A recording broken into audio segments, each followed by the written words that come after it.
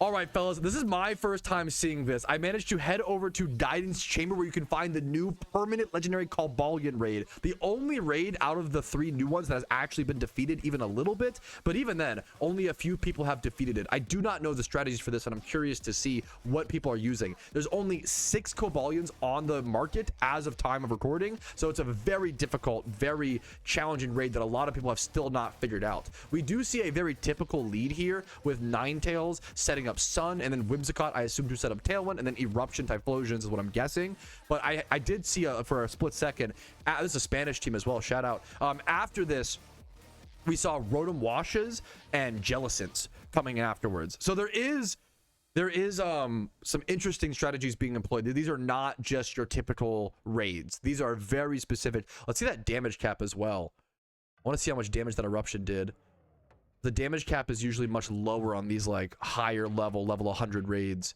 That Eruption did 4%, so you can only do 4% damage per attack maximum at this raid, at all of these raids. They added, for those who don't know, they added Coballion, Virizion, Terrakion, and I don't know the strategies for a lot of these, but I do want to spectate today and see what people kind of see the progress. I think one of the coolest things in MMOs is seeing the first people to defeat raids, and for the first people to overcome challenges like this is so sick. So I love to watch. I'm gonna keep an eye out here, scope out a little bit of the strategies being used at Coballion, and see how far these players can get, and see what people are working with, and then I'll check out Virizion and Terrakion as well.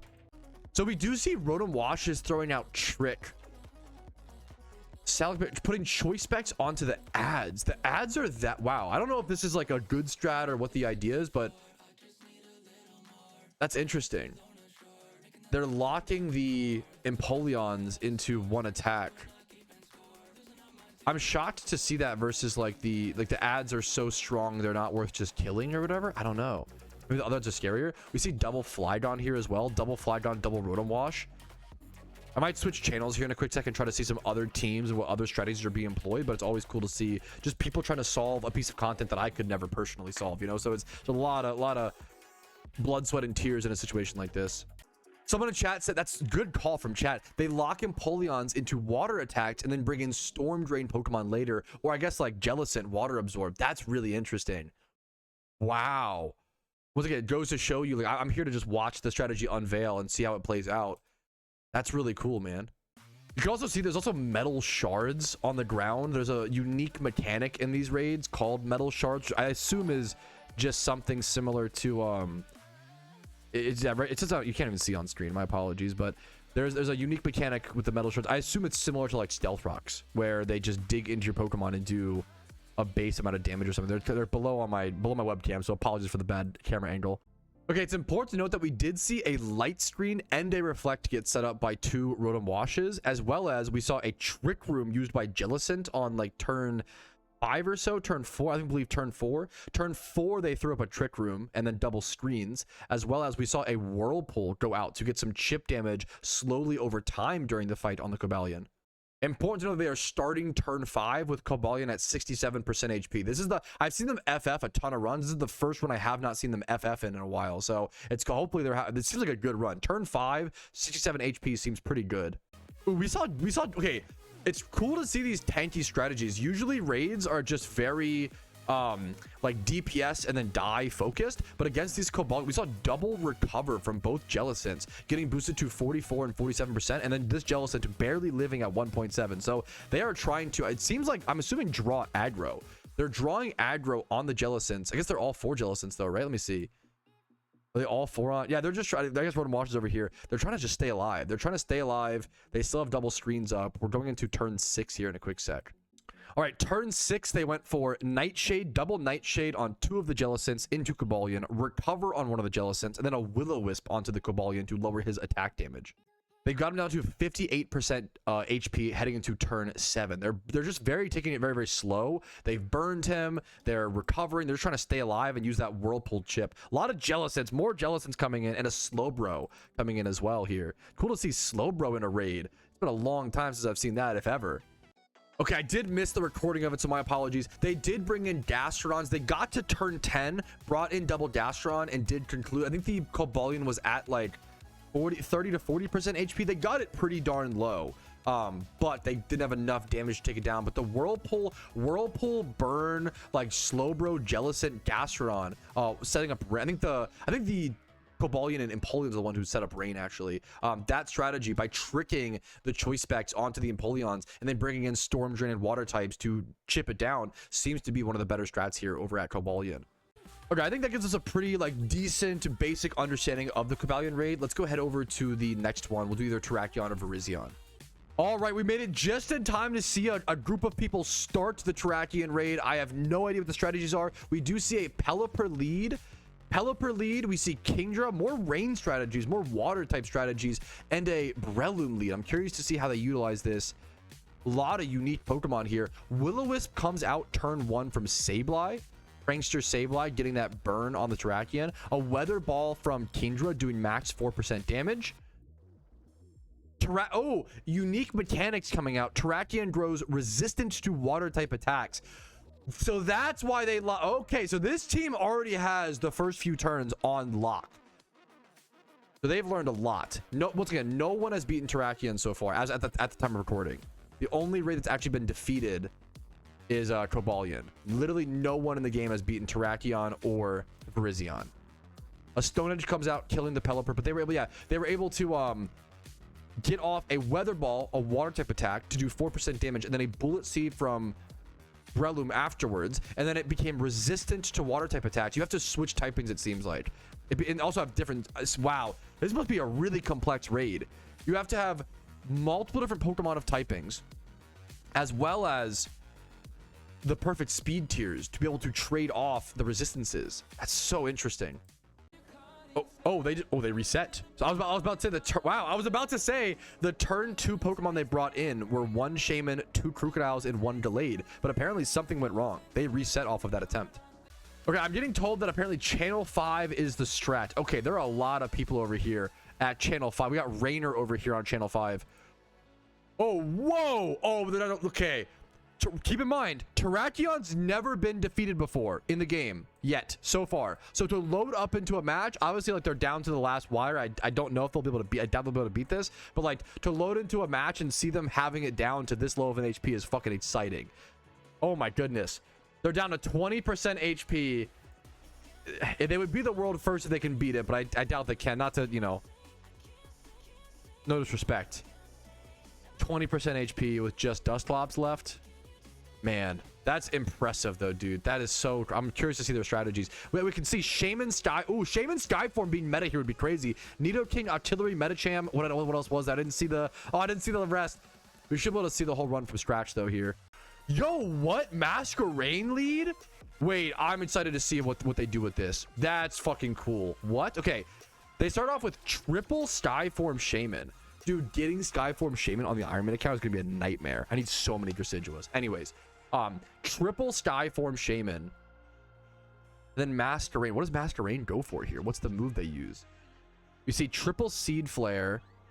We haven't seen Masquerain's move yet. We see Grass Gem on Seed Flare. We see a few other Grass Gem, Seed Flare, blah, blah, blah. Seed Flare, Seed Flare. Seed Flare lowering his special defense by -6 is insane. Do we see Masquerain's move? I don't think so yet. You can see -2 evasion. Oh, wait, did Masquerain go? How did I miss it? My apologies. Masquerain, evasion, D+. Oh, intimidate plus sweet scent. Got you. So, dude, that's so sick. Masquerain with sweet scent. Hi, I'm Rainer, who's one of the people in this group. Shout out, thank you for noticing that I'm watching. Join the stream to help us out. I'm trying to go over. I'm just I'm a lowly shiny hunter, you know, spectating these. So like, I truly am. Even though I have 11,000 hours in this game, I am the average player when it comes to like watching stuff like this. I don't know enough about it, right? It's cool to learn, you know. So, ooh, the shiny Masquerain flex. So that's so cool, man. You get to use Masquerain. Masquerain is meta in the Terrakion raid. Like, that's insane. That's so crazy. What? Because it sets up Intimidate, and then you can Defog to help with the evasion for, I don't know what movesets, but we'll see. Then triple Nidoking? The Pokemon we're seeing is already so unique. Okay, we do see a Tailwind from that Masquerain on turn 2, not another Defog. So we do see, it's important to note, that is a Tailwind on turn 2. I bet that is also Choice Scarf Tailwind. Probably important to note. That probably is Choice Scarf Tailwind. I doubt, otherwise it probably wouldn't move faster than the Nidokings, but I could be mistaken. Right, turn 3, we see Octillery, Crawdaunt, and then another Skyform Shaman. Okay, so we see Seed Flare come out from Shaman. We see Water Spout from both Octilleries, and then what do we see from the Crawdaunt? They took the Water Spouts are important to have AoE damage and take out the ads on this turn, on turn 3 apparently. And then Sandstorm takes over the fight. A Crab Hammer from Crawdaunt doing 4%. They're doing max damage like every single attack here, which is just really, really impressive. This Terrakion is like almost beaten, it seems like. It might take a little bit, like I can't speak on this obviously, but like this looks so clean. They at least have the first few turns like very mapped out. From a casual perspective, the cleanness of these first few turns is super sick to see. This looks like they have a big strategy guide down. Okay, another person from this group, Pano in chat, said, yeah, my Masquerain is Scarf, especially since it's relaxed nature, Keck W. I love, we have hyper endgame players who, I mean, to be fair, why the fuck would you have a good Masquerain as a hyper endgame player, you know? That's some weird shit only I would have built on the main account, right? For my dumb little NU shit. But, dude, it's a good reminder, like, these are hyper endgame players that even they don't have optimal nature Pokemons sometimes. That's not what's needed to beat. You don't need Pokeyen and the most optimal 5x31s. Like, you just need strategy and skill. It's a really good reminder for stuff like this. We see quadruple Medicham come in on turn 4. This is just close combat spam, just CC spam. They all do 4%. That's my guess. So he grows resistant to the fighting types, still does max damage. That's wow. Okay, so then you're just trying to do. I saw the other team that we first watched was trying to trade off typings and like actually play around the strategies. But it turns out if you just get Pokemon that do enough stupid amounts of high damage, they can just deal max damage through the resistance. Excuse me. That's crazy. He keeps becoming resistant. He grew even more resistant to. He grew like 4 times resistant or some shit to fighting type attacks. And they still did 3.7% damage on the 4th close combat. That's crazy. Okay, I missed a little bit of the strategy because I'm getting too distracted. My apologies. We saw double delayed and Bronzong come out and Murkrow. So we saw Murkrow come out and throw off a We saw Psycho Cut, double Psycho Cut, I think. We saw Bronzong go for a this is on turn 5. Oh, we saw a Quash. That's important. Turn 5, we saw Murkrow go for a Quash, which what does that do again? I always forget this. I know it's relevant in certain raids, but I always forget what it does. Not a very common thing. It's not rare though in raids. You do see Quash every so. Is it a egg move as well? Let's go see. No, it is not. Okay, let's go see Quash. Where's my boy Quash at? QQQ. Quash. Suppresses the target and makes it go last. So it's a way to make it go last for 1 turn. Okay. So Murkrow used Quash on turn 5, and then we saw Psycho Cut from both Glades, double Glade Psycho Cut, which both did max damage. And then we saw a Trick Room from the Bronzong to end the turn. That's important. And now we see, so you actually see this like whole Trick Room mode become engaged here. So all of a sudden they set up Trick Room, and now we have all, like, you saw all these fast, powerful mons prior, right? You saw Medicham, Artillery, not that fast, Masquerain, Shaman. And now we're seeing Reuniclus, Dusclops, double Bronzong. Leer. Wow. We see a Leer get thrown out. Wait, Leer onto Hippowdon? I'm interested. Or is it? Oh no, I bet Leer is just AoE and affects both. I bet Leer affects Terrakion and Hippo. That's what happened. And then a Psyshock comes out from Reuniclus doing 2.7%. So not doing max, but still doing enough, I assume, and being able to live. Gyro Ball comes out. Terrakion protected. Dodging the... I didn't know it could do that. Terrakion goes for a protect. Dodging the Gyro Ball damage. Stone Edge onto Reuniclus. Doing 60%. Poor Reuniclus getting obliterated here. Getting taken down. There's a lot of craziness, man. Leech Life onto the Bronzong from a Sand Slash. That's fine. Ooh, the Rocky Helmet on Bronzong. Able to get some chip damage off. We take that. We take that. We're moving on to turn 7 here. We're heading into turn 7 with Terrakion at 32% HP. But 3 out of 4 of those Pokemon lived. Okay, they were so fast on clicking their moves here. They went for Nightshade and Gyro Ball. So we saw Nightshade from Dusclops doing 1.4%. They're trying to get as much, I guess, as possible. We're in the tank strategy zone of this fight. Nightshade came out doing 1.4%. Gyro Ball did 2.4, and the other Gyro Ball did 2%. So we are just in full tank mode. I doubt this should be better. So it seems like I doubt we'll have, not that I'm the one, you know, man in the arena. I'm not the one. I couldn't even get, I bet you I couldn't get 2% damage off this thing. So when I say like, oh, they're not going to be able to beat the boss, it's not a flame towards these amazingly talented players. Hopefully that's obvious. I don't think they'll be able to win, but it seems like they might be able to get him a little bit lower than last time. They're literally just trying to like inch off percentages. Last time they were able to get him down to 20%, and it seems like they're at about the same, I guess. From my understanding, every fight is they just change one small thing between each fight, and they're just trying to see what works and what opens up, and gives them that chance and opportunity to actually be able to take it down. Nightshade coming out, this is turn 8. It's crazy, like, this fight is so long and calculated and specific, but this is only turn 8. Like, it's a pretty, like, the turns are not that pretty low, but it takes a long time. Nightshade and Gyro Ball both get 1.4%, so it's 3% damage or so from both, getting it down to they got like 0.02%, I think, more damage this time. They got like slightly more damage this time, but it was very close, and I can't imagine trying to fight for those inches, those centimeters at this point. Now down, they did a little bit more, yeah, 19% damage this time. Yeah, they're just trying to squeeze off. They were able, I imagine this is what they got one, I think last time they ended at 20.3%, I believe. So I believe, yeah, they increased, dude, this is what endgame PokeMMO looks like, hyper endgame. They spent like 15 minutes in between runs, changing out Pokemon, doing all these things, and they were able to just get up. That was a PB apparent, that was a personal best. They were able to improve by 1.2%.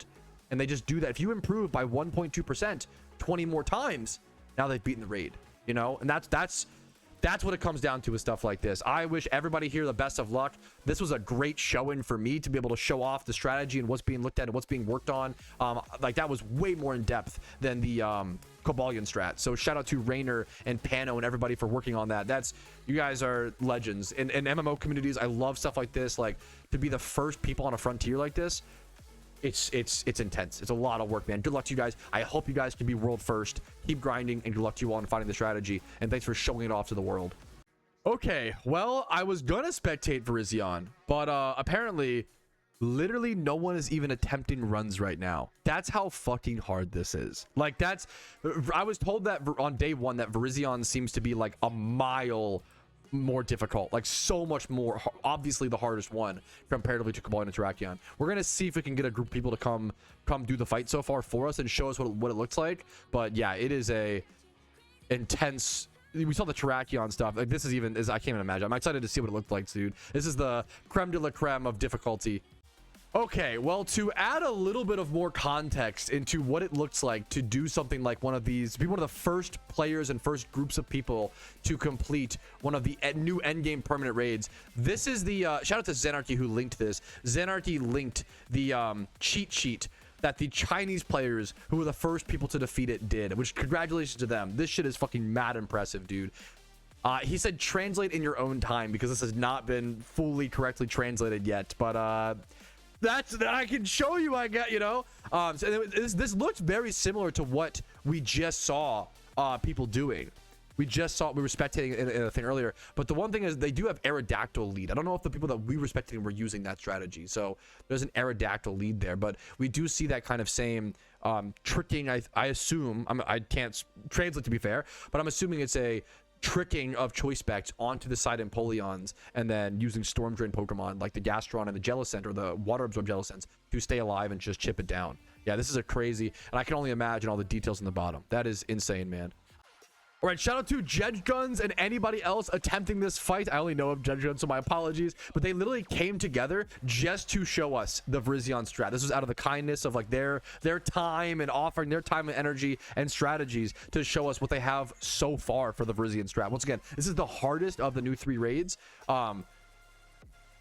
And the lead is double Metagross, double Heracross. Apparently they said this might be a reset already. So what makes this raid so incredibly hard is that Virizion's special mechanic is that it has +4 priority for every single move that it throws out. So Virizion, you can't do Prankster Tailwind. You can't, like, you know, use these strategies.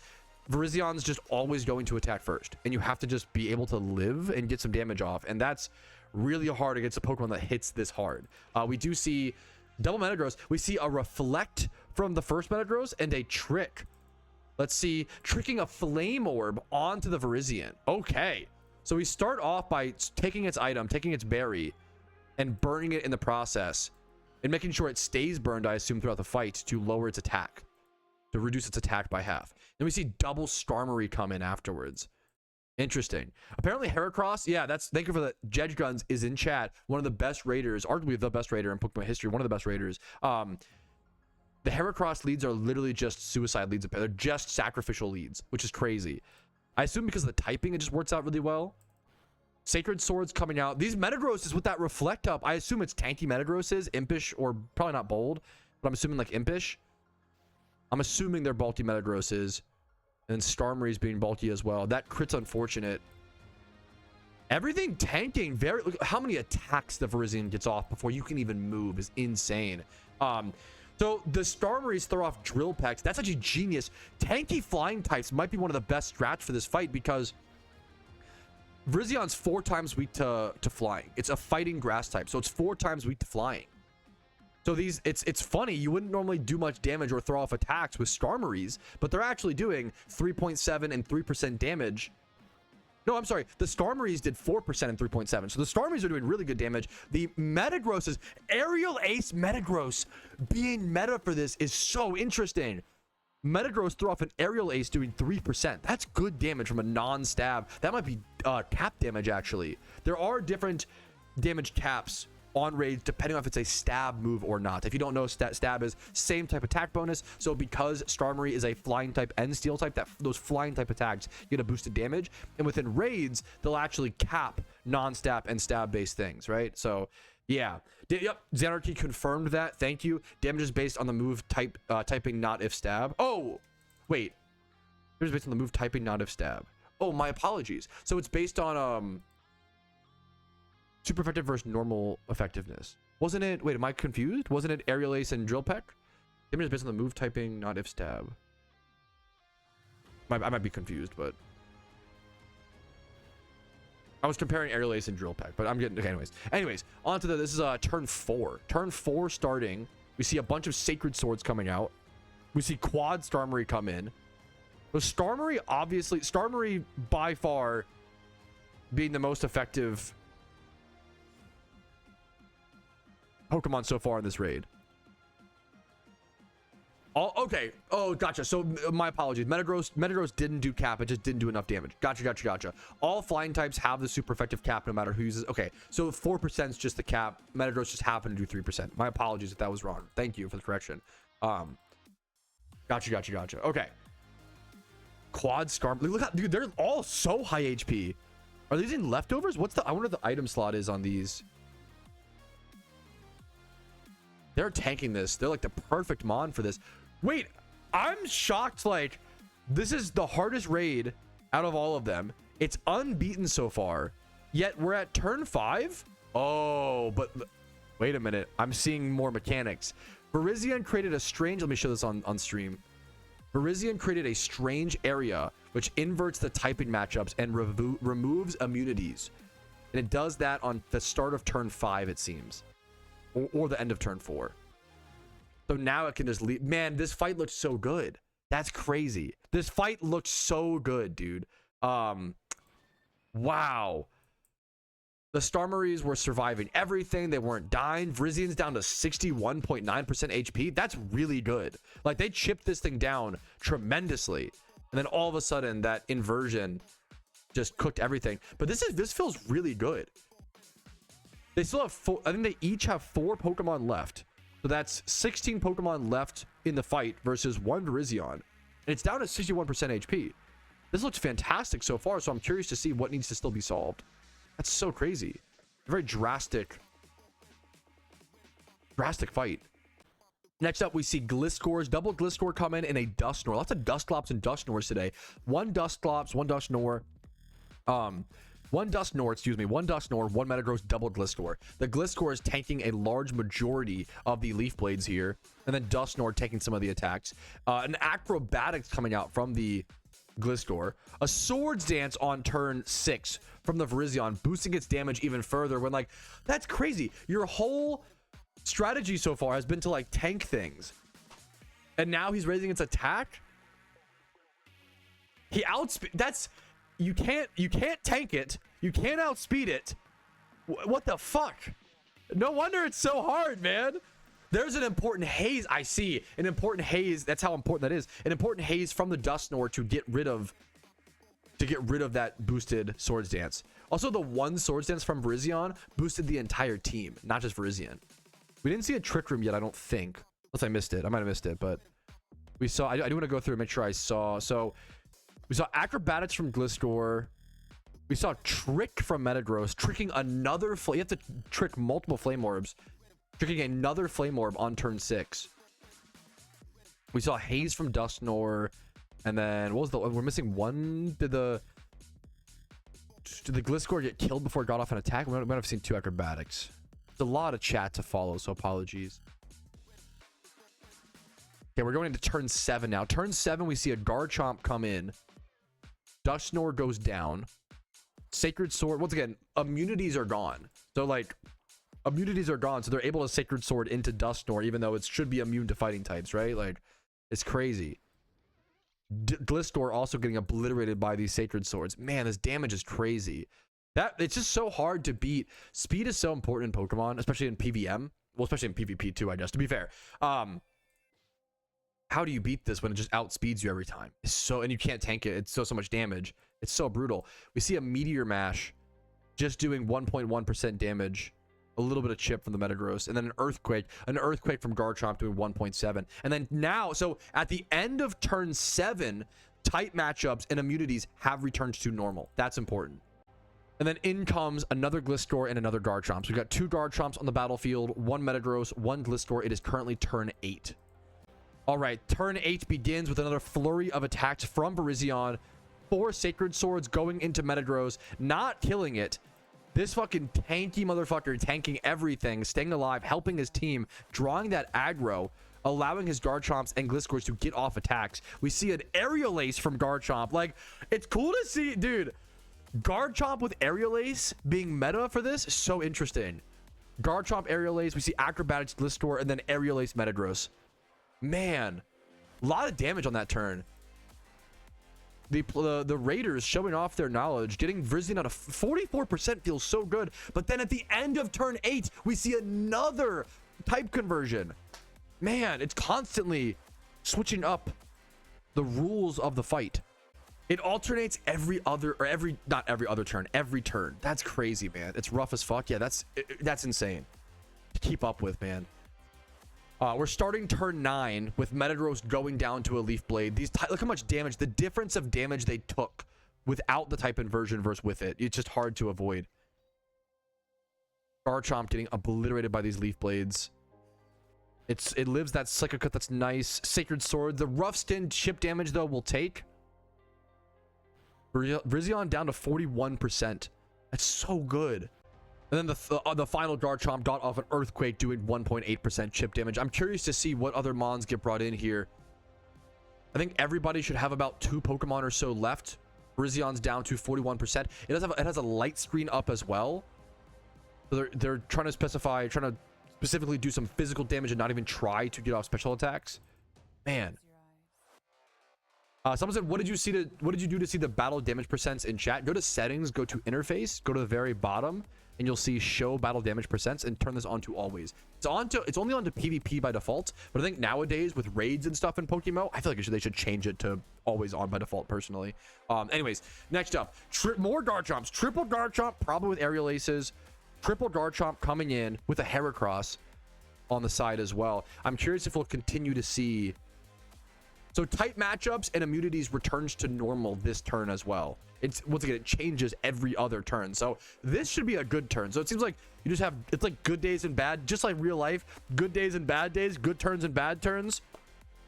This seems like it should be a good turn to where they can like tank stuff and get off a bunch of damage. Whereas like the next turn, they just all sacrifice and just accept the death. All right, turn 10 begins with once again Heracross being a sacrificial pawn and taking 3 attacks, saving his teammates from a lot of damage, only leaving 1 attack left, which is a Leaf Blade, which allows Garchomp to get off some extra rough skin chip without it dying. But there's a reflect on turn 10. That's going to make it really hard for these Garchomps to continue to get off damage. And it's not, look, if you notice, it's not just Virizion that has the +4 priority. It seems to be the other Pokemon as well. As you just saw, the Gallade and the Samurott, the adds, also get to attack beforehand. But we see Brick Breaks. We see triple Brick Breaks from Garchomp all coming through, which I assume you have to use multiple Brick Breaks to break those screens. That's usually how specific raids like this work. I tried to ask Zanarchy if he knew the personal PB. Okay, so apparently the personal best for Virizion right now that we know of in the world is around 20 to 25% HP. So seeing it at 30, that's so impressive. Seeing it at 37% is pretty good run. Do you know? So apparently we have seen the 25% HP mechanic, which is basically when Virizion drops below 25%, we see a new mechanic. Do we know what that is, Anarchy? And thank you for all your help with today's, this video. We see an Emboar come in, and this is where Virizion has inverted type matchups and removed immunities again. So this is a turn where everything's most likely just gonna die. This is, dude, it's the good and the bad days, man. The good and the bad turns. It just X-scissored an Emboar, like, and obliterated it. Oh my goodness. Is that the run? There might be a few mons in the back, but that might be the run dead. On those type inversion turns, there's nothing you can do. You're just melted like butter. Virizion at 37.6%. There might be a few scattered Pokemon left. Yeah, Tailwind is completely useless against this raid. We see Emboar, two Embers were in the back. We see a Gliscor and a Metagross come in. One person is out of Mon, so there's 3 spots left. We don't even know. Zanarchy said the 25% HP mechanic seems to be something speed related, but it's hard to tell. We don't even know. That's insane. Emboar trying to tank some attacks, but unfortunately going down. Metagross getting beat up. Thankfully, they split the damage here, but we're nowhere close to victory. But this is a fantastic attempt from some really high-level Pokemon players, very talented players. I couldn't even do 3% to this thing, and they've gotten it down to 33%. Super impressive stuff. All right, and Metagross, Skarmory, Gliscor, Garchomp, Heracross, Emboar, they all fought as valiantly as they could, but that is looking like the end of the run. These group of gamers were able to get Virizion down to 33% HP. Just kidding. There's two. So everybody, it was 4 Emboars. That's good to know. There was 4 Emboars on the team. That's relevant. So there are 2 lone Emboars who are just going to get outsped and obliterated by... I can't even watch. I can't watch this. All right. Shout out to McGrillionaire, Jedge Guns. Who else? McGrillionaire, Jedge Guns, the Mango Fish. Great name. And then Cheeky Wenders. Thank you guys for trying that, showing off the strategies, and giving the average player, like, dude... I've played this game for so many hours. We all know that, right? But even I don't always see stuff like this. I feel like the average player doesn't get a chance to see like the process of working through these percentages. And I think it's an inspirational thing. And it can also help people understand the strategies and the effort and the work that goes into this stuff. It's so much, man. So thank you to everyone who was featured in today's video. I hope that you guys found this video unique, interesting, fun, hopefully helpful or informative in some way.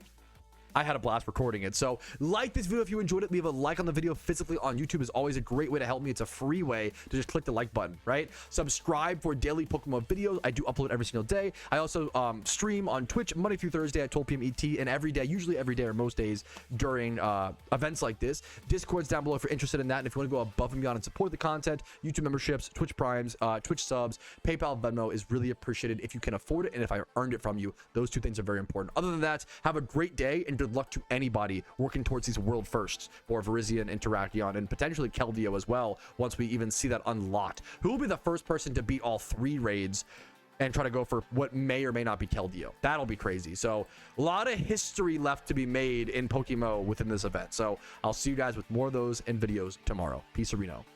Yo, what's up? Outro Patrouski here. I wanted to take this second to say thank you so much for watching the entire video. It is thanks to people like you I'm able to make the content that I do, as well as everybody whose name is listed here. That's it for me. Have a fantastic day.